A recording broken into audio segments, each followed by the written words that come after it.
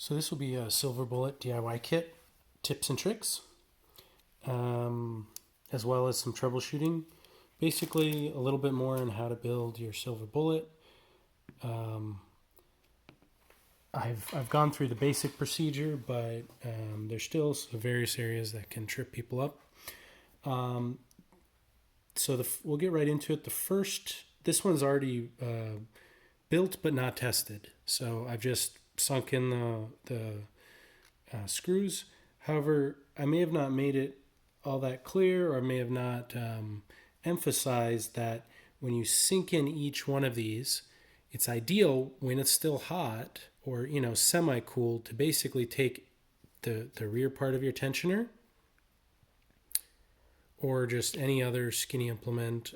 You can use a drill bit that is smaller than the threads to not damage the threads, but basically you want to press out from the back that bulb of plastic, and it comes out about yay size.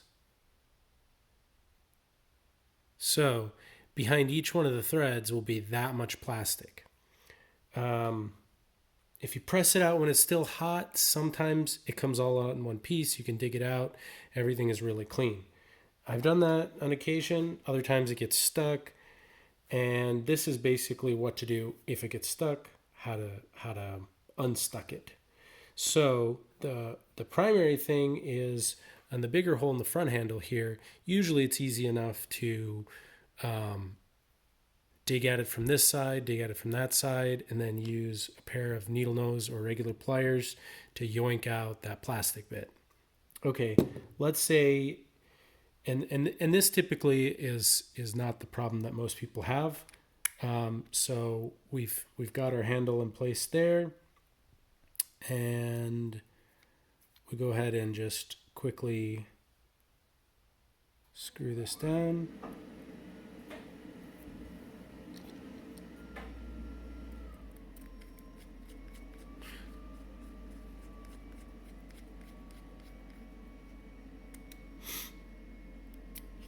So I usually just go a little bit snug on one side and then all the way down the other. You can visually look and see if it's off on any side.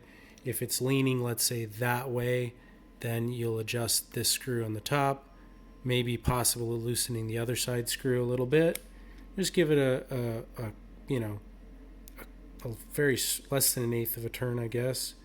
Just little small adjustments until you get it visually straight. You don't really need it much more than that for the silver bullet because this wraps around it. But when you go to do the last handle, you don't want these to be pressure. You want these to be relatively free. So if you do that, then you can see that they twist and they're fine. Okay. So the top handle is fine typically, but some people are, there's not a lot of space back here. So when you sink the first one in, you can easily get that piece of plastic out. Okay, there's no insert on the other side, and you just press through, right? Using your pointy little implement. Again, this is when you're first building. You can, what I usually do is I still attempt that same thing on the other side and basically press out that piece of plastic here. And for me, most of the time, I don't know, 80% of the time it comes out, but sometimes it gets stuck. And what happens is if you go ahead and assemble your silver bullet, you're going to have plastic in between the tensioner and the back of this brass threaded insert. That's not ideal because when you go to screw that in, you can get it feeling tight to you, but you'll be able to twist with your hand this tensioner. And if you don't feel any tension, then essentially it's not really holding at all. Now what I would do is before I even have any screws in, I would feel how the tension is on it, because sometimes there's a bit of friction in there, just from the plastic on metal rather. And to me, it spins fairly freely, but there's a little bit of friction there. Now, when you assemble it, if you feel about that same amount or very slightly more, your screws are not biting onto the metal. And there's a couple of ways to check out this. If, first of all, you see in this top hole here a lot better, if I can, yeah. You can see in the top hole here, there's the wire goes all the way through. Now, I don't know if I can get the camera to see, but you can see down there the same thing, and it's a lot easier to see by eye, but essentially the wire goes all the way through, and ideally it goes a little bit past. Now, you can't really see that, but you just keep pressing it. If your tension wire is going and like sitting, the end of it is like half here, or not even, you're not even getting through, that's a problem. The other problem is if you take the tensioner out, obviously you want a full hole space all the way through. You want it to be clear in there. And if it's not clear, that's what we're going to try to solve now. So there's a couple ways to clear it up. Now, first of all, you can insert your tensioner to try to make this hole down the center go. But for this hole here, if now the plastic is totally hardened, you didn't realize, whatever else, it'll take a bit of work to get out. But there's a couple things that'll help. The first thing is heating a wire or a drill bit or some other thing. You can see here I have, I believe this is a 2 millimeter. I can't even see on here. Let me see if I can measure it real quick. It should be about a 2 millimeter drill bit.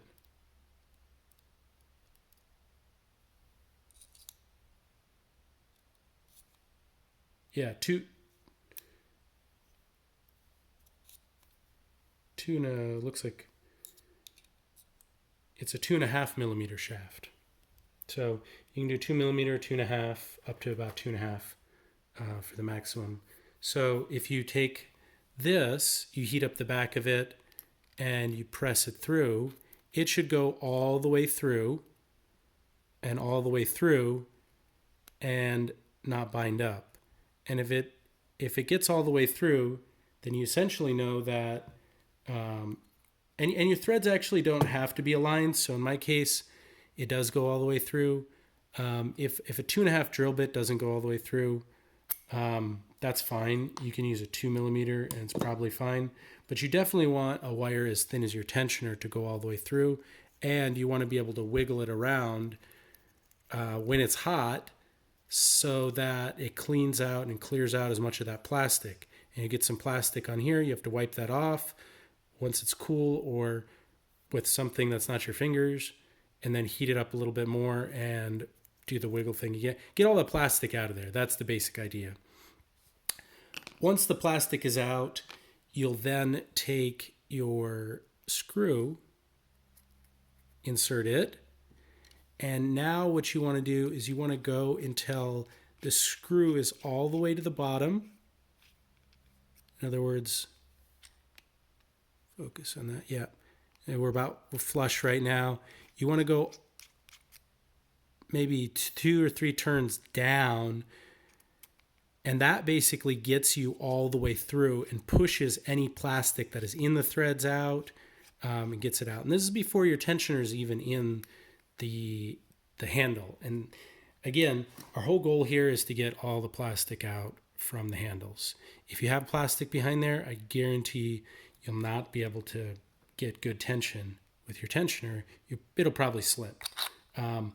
And again, what that looks like is you can go here and you'll have tightened the screws pretty good, but this will just spin. And it may take a little bit of force to spin, but it's still plastic on metal as opposed to your screws being metal on metal.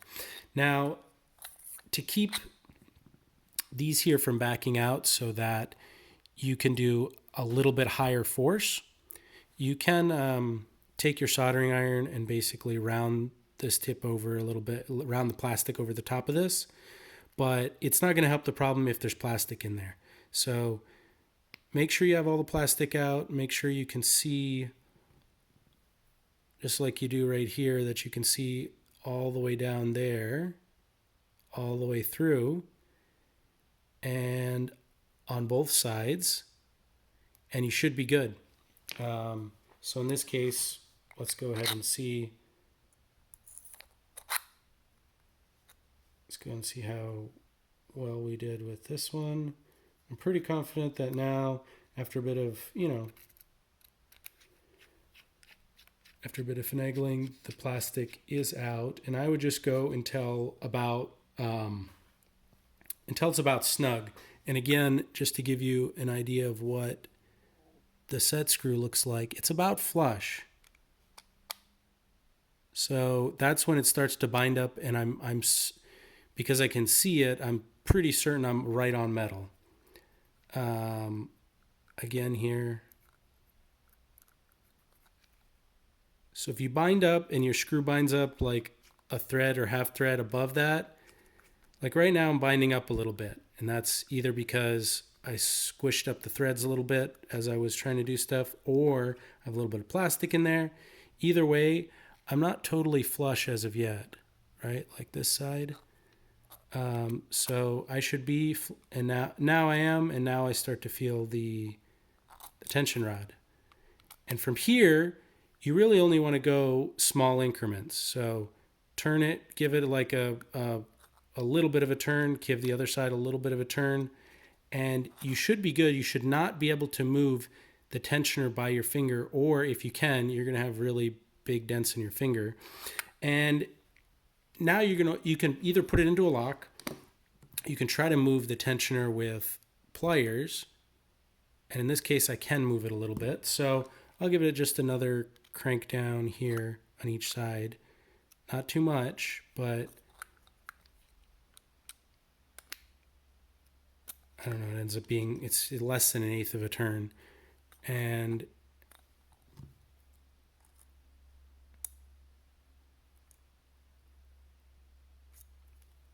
I can still feel it slip a little bit, so I would give it a little bit more of a turn. But again, you want to make sure you're not doing this when you're not biting directly on the metal.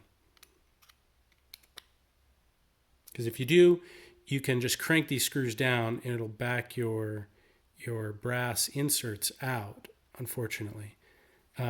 You can just take your screws out and you can sink the plastic back in, and as I mentioned, you can round this over with your soldering iron, and that does work to give it a lot more back out force, but it won't solve the problem of spinning if that's your major problem. Now, finally, the last thing you can do is if you feel like you really need more tension, this isn't providing enough tension to pick locks, it should provide enough tension to pick almost every lock out there. However, sometimes this lock and a few other things require pretty high tension.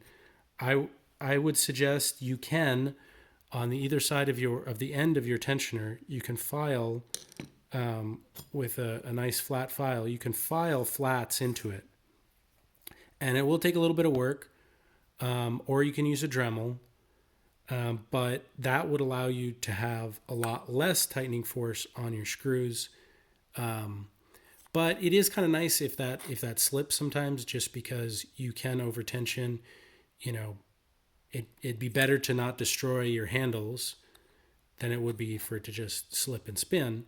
So that's the reason why it comes round by default, and why the metal silver bullet also uses a round shaft and not a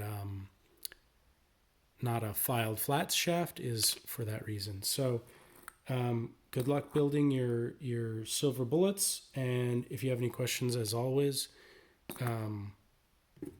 send me an email, or you can come on to the Lockpicking Discord, and I'm always there and happy to chat with people. Thanks.